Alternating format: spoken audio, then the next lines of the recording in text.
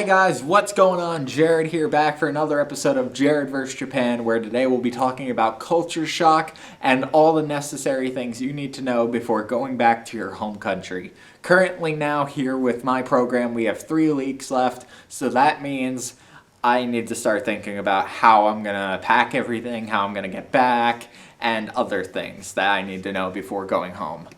First of all is making sure that I have absolutely everything I have or brought here with me. If I leave one thing behind, it's going to be very difficult or near impossible to get back.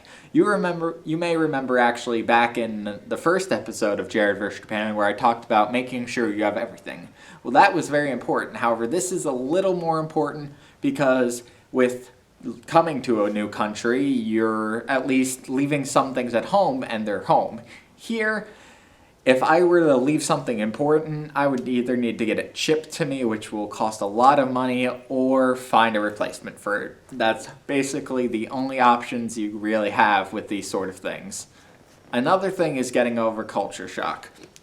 Now, it depends on country here, but there are some things in your home country that are different from your host country that you might not be used to. So, for example, how cheap food at restaurants are here for me in Japan compared to how I experience them in America.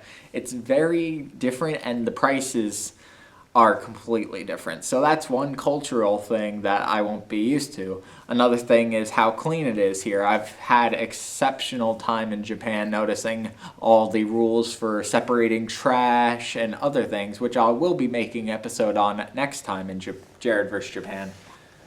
However, to get over these things, my tip to you would be take things slow. When you get home, take a little time to relax and get back into your groove, and even take your time going out and exploring, or else you might have culture shock.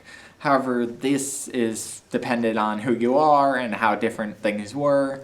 I feel like I'll be okay, at least I can say I can hope I'll be okay. But definitely relaxing and making sure you're mentally well is one of the key tips for getting over culture shock. Another thing is staying in contact with some of the people that you've made friends with in your host country, because that can be a great way of staying in connection to that type of atmosphere that you were in while in your host country. Another tip is bring some culture with you. No one says that you can't adapt and grow as a person. It's very likely that you have grown over the course of your trip, at least just a little bit.